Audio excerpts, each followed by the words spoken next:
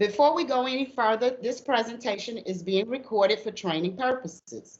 My name is Patricia Holcomb. I am with the City of Houston Housing and Community Development Department in the Contract Compliance Division, and I will be presenting this portion of today's training. This training will last approximately 1 hour. We have a lot of information to cover. For those of you who have registered for this training, you will receive a copy of the PowerPoint presentation that I will be using. If you have not received a copy of this training and want a copy, please send your contact information, including your email address, to Karen Franklin. Ms. Karen's email address is karen.franklin@houstontx.gov. This information will also be listed in the comment box for your convenience. If you have any questions, comments, or concerns during this presentation, enter them in the comment box as well. We have our Section 3 team members on standby to address any questions, comments, or concerns that you may have. Also, you will be receiving a survey regarding this presentation. Please complete and return this survey. I want to thank you for joining us today, and without further ado, I will now begin the training. We are the City of Houston Housing and Community Development Department. We are at the Contract Compliance Division. We're located at 2100 Travis Street on the 9th floor. Our Deputy Director is Keith W. Bynum. Our Division Manager is Crystal Boyce. A lot of you are familiar with Crystal. She is very hands-on on all our projects. Our Section 3 team members consist of Christian Bessie, who is a contract administrator, myself, Patricia Holcomb, a Section 3 coordinator, and then we have Tiffany Wyatt, who is our lead contract administrator. Topics that we'll be discussing today include Section 3 benefits, Section 3 definitions, Section 3 threshold, Section 3 numeric goal requirements, Section 3 preferences, Section 3 directories, the EBID and EOAs, post-award activities, ongoing monitoring and reporting, contractor performance, and our closeout evaluation. The purpose for Section 3 is to provide jobs, training, and contracting opportunities for low-income persons and businesses that employ low-income persons through certain HUD grants and funding programs. This is a part of the Housing and Urban Development Act of 1968. Benefits for Section 3. Benefits include contracting, employment, and training opportunities for low and very low income persons and businesses that employ low and very low income persons. It also helps businesses and residents foster relationships on community development projects. It also provides preference to certified business concerns and residents when opportunities arise. Section 3 definitions. Some of our commonly used terms in Section 3 include Section 3 business concern. A Section 3 business concern can be a business that qualifies under 3 categories. Category 1 is if 51% of the owner of the business is held by a Section 3 resident, or that owner can be certified as a Section 3 resident. Category 2 is if 30% of the business's full-time employees are Section 3 residents or can be certified as Section 3 residents. And category 3, that's a twofold. That one is if the business submits a commitment letter to subcontract in excess of 25% of any contract awarded to a Section 3 business concern and provide evidence of previous or current award contracted to a Section 3 business concern. So again, that one is a twofold. You have to commit that you will do in the event you are receive one of the contracts, and you also have to prove that in the past that you have to prove, show us evidence that you have in the past or currently using Section 3 business concerns. A Section 3 resident. A Section 3 resident is defined as a low-income individual living in the Houston metropolitan, non-metropolitan areas where a Section 3 covered project resides. A new hire is defined as an employee or permanent, temporary, or seasonal position created as a direct result of expenditures on Section 3 covered projects. A Section 3 covered contract is a contract or subcontract, including contracts for professional services awarded for work generated by a Section 3 covered project. These include contracts for these exclude contracts for supplies and materials. They do not count as a covered Section 3 covered contract. A Section 3 covered project is a project that involves the construction, reconstruction, or rehabilitation of housing or other public construction. A low-income individual is defined as a resident residing in the Houston metropolitan and non-metropolitan areas who do not exceed the 80% HUD median income limit. And this is a website that you can go on to get more information on the low-income individuals. Okay, now this is a fun part of this training. We have some questions that we will have throughout this presentation, and we want your input. We want to see what you guys, if you guys are paying attention, are you learning anything during this presentation? So we're going to have these questions throughout. If you would like, we would like for you to include your answers into the comment box. Let's see how many of you can get this right. Section 3 requires that recipients of certain HUD funding provide what? Is it A, job training? Is it B, employment? Is it C, contracting opportunities? Or is it D, all of the above? Let me see some answers. Can I get somebody to, okay. I see you, Johnny. All right. Okay. All right, okay. So let's see what the correct answer is. The correct answer is D, all of the above. I see a lot of you got that correct. Section 3 requires that recipients of certain HUD funding provide job training, that they provide employment, and contracting opportunities. So the correct answer was D, all of the above. Thank you guys for joining us with that quiz. Section 3 threshold.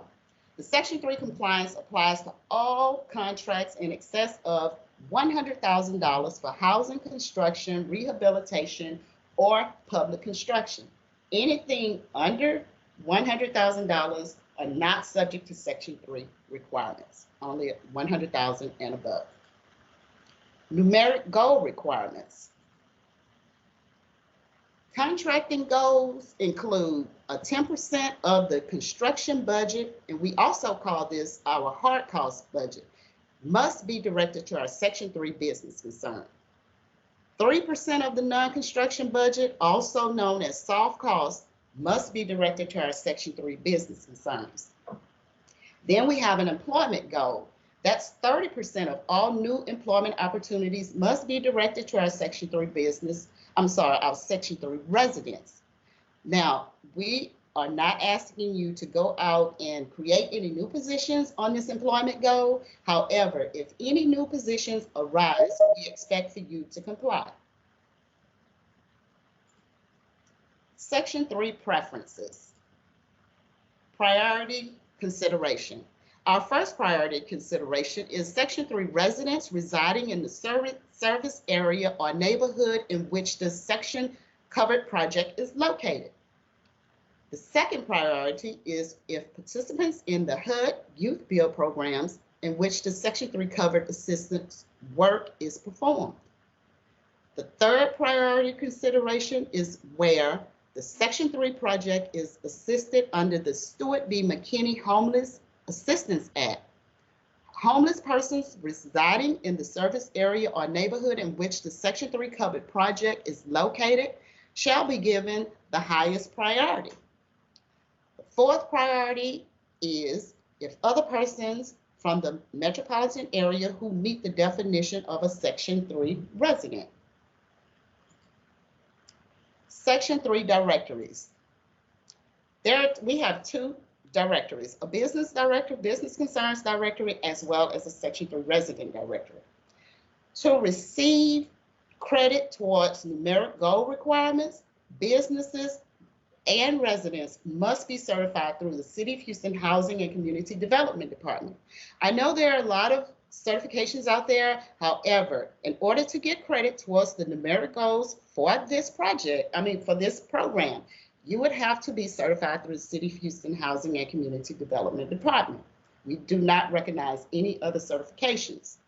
We maintain a list of eligible residents and businesses by skill and notify them when employment and contracting opportunities are available. In order to access the business directory, you would go to hcdb section 3.gov b2g.com. In order to access the resident directory, you go to www.houstontx.gov/housing/compliance.html #SEC3. Section 3 application processes. The Section 3 business applications are only accepted through our B2G Now portal. To access the application portal or the Section 3 business directory, you would go to the hcdd section 3.gov b2g.com. Section 3 resident applications will only be accepted through our email, and our email address is hcdsection3@houstontx.gov. This is a screenshot of our portal, our B2G portal. When you go to and put in that hcdd section 3, when you go to that portal, this should pop up. If you do not see Section 3 management system, then you are in the wrong B2G portal. Once you see this, there'll be an option for you to apply for certification, or there's an option where you can go and access our Section 3 business directory. So this is the portal, screenshot of what you would see. Another question we have here. What is the contract amount that triggers Section 3 compliance? Is it A, $100,000, B, $200,000, C, $10,000, or D, $1,000? Let's see. I see. Okay. Johnny, I see. Johnny, you know this stuff, huh? All right. Okay. The correct answer is it's A. The contract amount that triggers Section 3 compliance is $100,000. Anything below $100,000 are not subject to Section 3 requirements. Only $100,000 and above. Thank you guys for participating. The eBid and employment opportunity announcements. The eBid requirements. When contracting opportunities arise throughout the duration of the project, an eBid announcement must be submitted for dissemination to Section 3 business concerns in the Housing and Community Development Department's online directory. The contractor must review all bids received and should award contracts based on the Section 3 procurement guidelines. The contractor must submit a bid tabulation after all bids are received. The bid tabulation must indicate if awarded contracts were to a Section 3 business. If not, then a letter of explanation, or we call this a LOE, must be submitted. This is a copy of our eBid announcement. This eBid announcement form is a user-friendly form, very, very simple form to fill out. However, I can't express this enough. That bid due date, be sure to have that date, a 2-week window. If it's not, you submit it and say, oh, I submitted eBid announcement, and we're going to send it back and tell you, no, we have to have at least 2 weeks for it to be out there. Okay? So make sure you be mindful of that. This is a sample of a bid tabulation. This sample can be used when you turn in your information. You can submit this sample. You can use this one, or some companies already have their own bid tabulation that they have. As long as you capture the information here that we're requesting, we can accept it. Next, we have our employment opportunity announcements. This is when new hiring opportunities arise throughout the duration of the project. This employment opportunity announcement must be submitted for dissemination to Section 3 residents in our Housing and Community Development's online directory. The Section 3 coordinator should be notified of the results, and these results include the name of the new hire. We need to results also of the Section 3 classification of that new hire and an explanation if the Section 3 resident was not selected. This is a copy of the employment opportunity announcement. The same thing, a user-friendly form. This form just, vital information that you have to put here, a real simple form to fill out. However, again, I need to highlight that the application deadline, and the reason why I'm highlighting this is because we typically get these applications and there's not a 2-week window there, and we constantly send them back. So just make sure that there is a 2-week window in order for the application to be open. Post-award activities. Contractor requirements for post-award. The initial Section 3 utilization plan must be submitted prior to the scheduling of a pre-construction meeting. This lists all the subcontractors to be utilized to meet numerical goal requirements. A meeting will be held with the owner developer and prime contractor to discuss program rules and compliance expectations. It is highly encouraged for subcontractors to attend to ensure compliance requirements are clear before activity commences. That's very, very important. To the greatest extent feasible, covered contracts must comply with following requirements. All Section 3 covered contracts must include a Section 3 clause, verbatim. This clause, we will send you this clause. This clause is in our compliance form packet. We can send it anytime. However, it has to be verbatim. You can cut and paste, you can retype it, but just like I said, it has to be verbatim or we cannot accept it. You would have to submit a SAMS.gov search for each contractor and subcontractor performing on the project, and this search includes the company's name, the company's employee identification number, as well as the company's owner or owners. Ensure that all contractors comply with numeric goal requirements, that reporting requirements, and review documents for accuracy before submitting. Report and submit any contract changes and or change orders in LCP Tracker. And you also have to post the Section 3 signage on site in a size visible to the public. Okay, this is a copy of the signage, just a template of the signage. This signage, some get it blown up, some put it, we give you a copy of it. You can have it blown up, some get it put on a nice plastic banner or something. That's fine, just as long as it can be viewed from the street, it can be viewed from the street, and all the information has to be there. Make sure that the program details must be included in those red brackets. This looks nice, it looks clean. If I was to go out on the site and saw this like this, I would say, no, they don't have it out there. For one, it doesn't have the project name in there, and it doesn't have the contractor's name and contact information and or email. So it's beautiful, but it's not what we need. We need them to actually put the information in there, okay? Okay, next we have, get ready. Put your answers.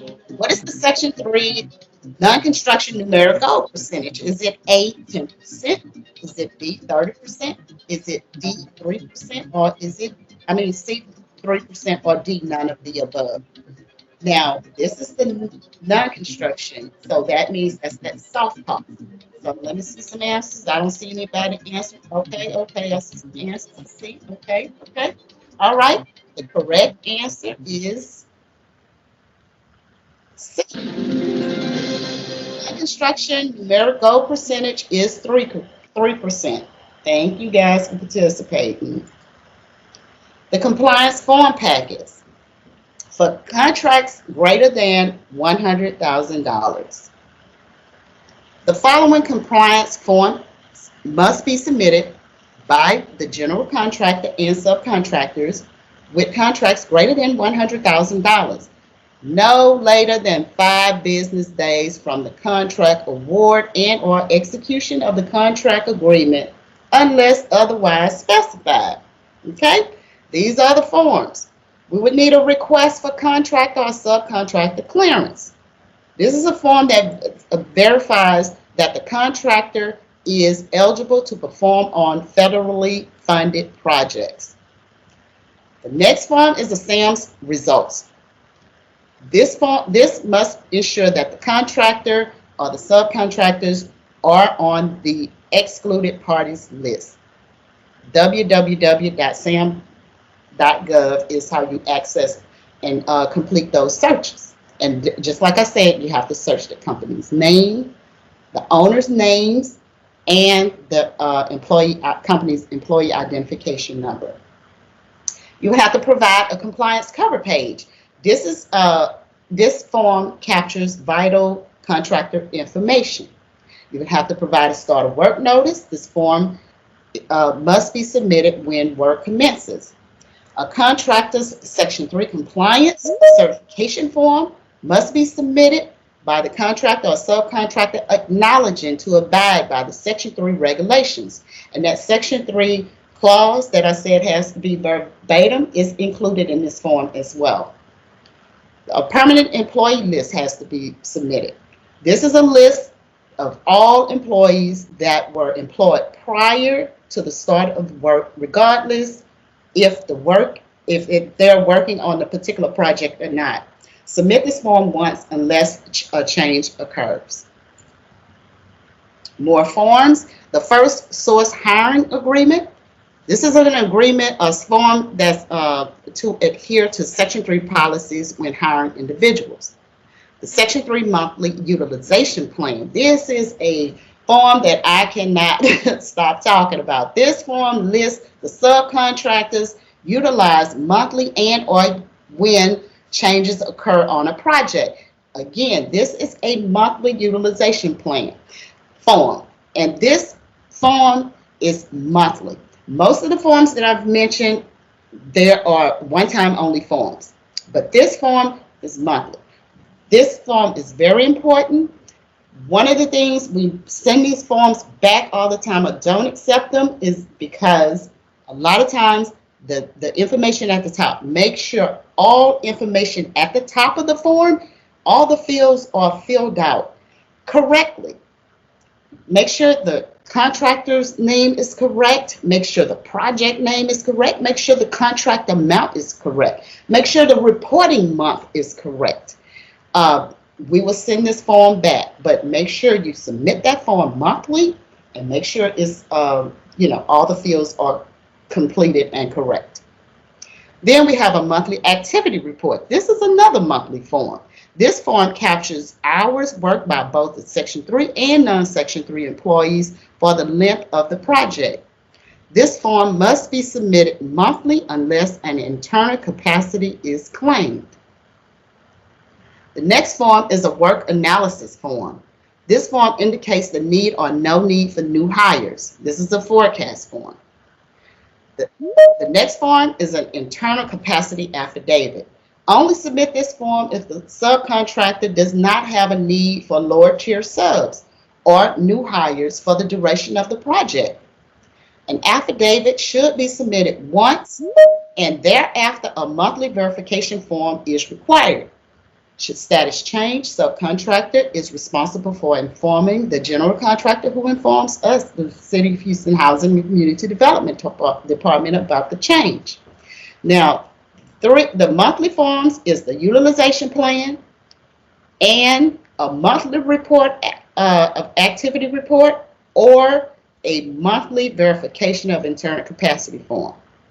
Those are the forms that's needed monthly. Now, as far as a termination of work notice form, this is a very important form as well. This must be submitted when the work ends. It seems very simple, but a lot of times we don't receive this form when the work ends. So if the work ended in March, it's April now. At the end of April, I don't get this form from them. I don't get a utilization plan. I don't get a monthly report. I don't get an internal capacity verification form. I don't get any of those forms. So in my compliance status report to that particular prime, I'm going to let them know that, hey, they need to turn in forms for April. And then I'll get oh no, they finished in March. But if I don't know that, if you don't turn in a termination of work notice, I don't know that they finished in March. So that is a very important form that a lot of people sometimes forget. Okay. Compliance form packets for contracts less than $100,000. Contracts under $100,000 are not subject to Section 3 requirements. Contractors with contracts less than $100,000 are only required to submit the below documents. And these documents are the SAMS search, which you have to search the business name again, the owner's name, and the EIN. And I'm saying this over and over. I know about the SAMS search because some turn in a SAMS search and they search the business name, but they don't do the owner's names nor the EIN. I cannot accept that. It has to be the search for all three fields: for the business name, the owner's name, and the employee identification number. We also need a subcontract agreement or a purchase order. Then we need a confirmation of subcontractor contract amount form. We call that a COSCA form. That's a tongue twister. So that COSCA form, we need that as well. So those three forms we need for under $100,000. Should your contract increase to $100,000 or above, compliance with Section 3 requirements will be enforced. Okay, this is a copy of the confirmation of subcontract amount form. This form is a user-friendly form as well. Information at the top, fill out. Now, when you initially submit this form, and it's under $100,000, the subcontract amount is under $100,000, you would sign A, that this contract is less than $100,000. Say in the event in 6 months, this contract had some, we had some changes, and this contract has increased over $100,000. That's when you would resubmit this form, and when you resubmit it, you would sign B instead of A this time. That would notify me that now this subcontract is over $100,000, and now it is subject to Section 3 requirements. Single family requirements. Subcontract agreements are required for every subcontract working on an address. A master contract agreement with purchase orders is acceptable. The general contractor must submit a first source hiring agreement, a Section 3 compliance certification, a permanent employee list, a workforce analysis form. This is one time only. However, if there are changes in employment, you are required to revise that permanent employee list. The general contractor will submit a contract cover sheet, a utilization plan, a start of work notice, and a termination of work notice for every project assigned. The general contractor is required to submit a utilization plan at the initiation of every project and 30 days after, reflecting any changes in subcontractors and or contract amounts. The general contractor is required to submit monthly reports following the month after their start of work date for each project. The general contractor is to ensure that all subcontractors submit a confirmation of contract amount form for each address. The general contractor must conduct a SAMS.gov search on each contractor that performs on the project, search the company's name, owner's name, and employee identification number. And the contractor is to inform our office of any subcontracting or employment opportunities prior to awarding or hiring by forwarding an e-bid announcement or employment opportunity announcement form to our office for dissemination to our certified Section 3 residents and our certified Section 3 business concerns. The general contractor will attempt to achieve their performance goals to the greatest extent feasible and will be evaluated for each address, in part and as a prime in whole. LCP Tracker is the auditing system that we use to retrieve our documentation. So following a pre-construction and or kickoff meeting, a compliance monitor will create a project profile and assign the prime contractor as a prime approval. Now the prime contractor will be responsible for setting up and assigning each of their subcontractors to the project in LCP Tracker. Subcontractors are responsible for setting up their own subs. So it goes down, trickles down to the subs do their own subs, okay? So the system requires that the prime contractor to review for approval each document submitted for subcontractors, by the subcontractors, sorry.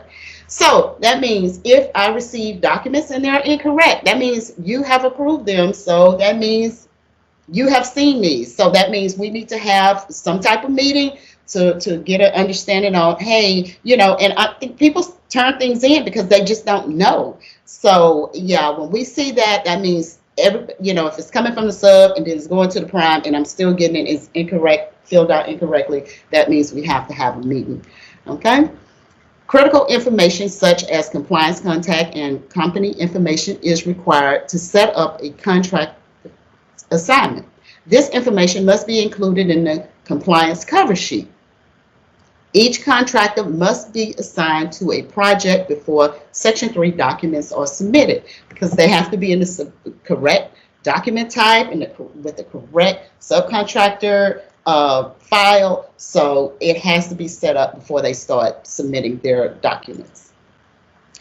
These are the steps for the prime contractor to assign a contract to a project. It's steps 1 through 6, very simple to follow. These steps are, you know, if you follow them exactly, you can set up the prime contract, the contractor to a project. This is a screenshot setting up a contractor. You see the fields here that you have to fill out, information that you have to put in, and it's a very simple process. Okay. And these are the steps to upload documents. The documents is steps 1 through 4. You follow them correctly, you would have no problems. And what I tell and constantly say is that our Section 3 team members are always there to assist you. So anytime you have a problem, if you can't understand what they're saying or get this correct, we can help you, no problems.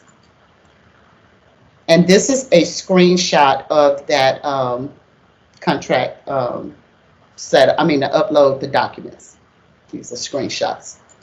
Okay. Next question. Section 3 hiring goals apply to new hires only. Is that A, true, or B, false? You see some answers. Oh, my goodness, participation. A or B, true or false?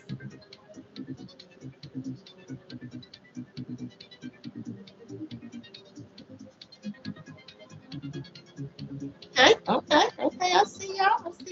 The correct answer is A. Section 3 hiring goals apply to new hires only. Only the new hires. Thank you guys for participating. Contractors' performance. Ongoing monitoring. Remote site visits will be conducted to monitor project activities and contractors' participation. Compliance documents will be compared with information gathered from interviewing employees and site action. Documents submitted for reporting and monitoring purposes by all contractors will be reviewed for accuracy and compliance with requirements. The prime contractor will be notified of any items identified as non-compliant with a time frame for correction by the 5th of every month. The Housing and Community Development Department monitors are required to submit reports to the General Land Office, also we call them GLOW, and HUD quarterly and annually that captures new hires, executed contracts, and Section 3 businesses with construction and non-construction related contracts. Submission of required compliance documents in a timely manner is critical to ensure accurate and reliable reporting. Okay, these are some compliance red flags. These are things that we don't want to do. Okay, unresponsive prime contractors and compliance administrative personnel. If I have emailed you time after time, I have called, no answer, no response. I've sent compliance status reports, no uploads in LCP Tracker, no response at all. That's a red flag. Red flag. Failure to submit change orders. Red flag. Failure to meet numeric goal requirements and demonstrate acceptable good faith efforts. A red flag. Failure to submit timely required compliance documents. That's a red flag. Compliance monitor conducts a site visit and observes contractors performing that are not included on the utilization plan and or have not submitted any required documents. That's a red flag. Documents not uploaded under the correct document type in LCP Tracker, oh, that is definitely a red flag. Oftentimes, I'll send a compliance status report and I'll say, oh, we didn't get your utilization plan for this particular month or whatever. Oh, they'll call me back. It's there. I put it in there. See, look under whatever, another document type, say the compliance of the contract subcontract agreement. I'm not going to look under the subcontract agreement document type for a utilization plan. So if it's not in the utilization plan document type, or a subcontract agreement is not in a subcontract agreement document type, I cannot accept it. Even if I open it and I see it there, if it's not in the right document type, that's a red flag. I cannot accept it. So be mindful of that. Make sure that the documents are uploaded in the correct document type. If contractors don't submit timely corrective actions, red flag. Substantial non-compliance. These are actions that we really don't like to do, but sometimes they are necessary. Payment withholding. If contractors fail to comply with program requirements, the compliance monitor will withhold payment draws. We are not here to hold any one payment. We don't like to hold payments, but sometimes we have to hold a payment in order to get these documents or get everything in compliance. So just like I said, we're not here to hold anyone's payment, but we have to sometimes, okay? Termination of a contract. If contractors fail to comply with the terms of the contract documents, the Housing and Community Development Department will terminate, suspend, and or terminate the contract at any time. We don't want to do any of these actions, not at all. Suspend, debarment, suspension, or limited denial of participation. Upon termination, the Housing and Community Development Department will also include contractors on the nationwide debarred and suspended list of contractors. We don't want to do any of this. The closeout evaluation. Subcontractors' compliance with program requirements will be included in the prime contractor evaluation ratings. The deficiencies may be corrected within 14 business days of notice following a closeout evaluation. So we're giving you a chance. If there are deficiencies, we'll say, hey, you need this, and this. And if you get it to us That'll be fine. We can take that off. Any inaction will be deemed as contractor's inability or unwillingness to correct any deficiencies. Okay, these are some resource links that you can go to get more information about the Section 3 process. Okay, this concludes the Section 3 Technical Assistance Training. Remember, you will be receiving a copy of this presentation, which this presentation is a great reference for compliance with the Section 3 process. Our Section 3 team members are always available to assist you at any time. You will be receiving also a copy of our survey regarding this presentation. Please complete and return this survey. Your comments are very, very valuable to us. Also, there are some updates to the Section 3 program rules that are forthcoming. These changes are to be effective July 1st, 2021. With that being said, I encourage you, if you have any subcontractors that you constantly use the same subcontractors, let's try to get these subcontractors certified as a Section 3 business. Because, in a few weeks, everything is going to change, and it's going to be a little harder to get these people certified.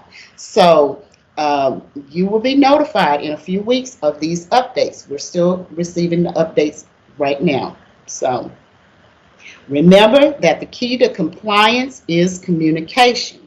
Okay. Next on today's agenda at 10:15 is the MWSBE Technical Assistance Training presented by Talisha Clark. Again, thank you for joining us today. As always, your participation is greatly appreciated. Take care.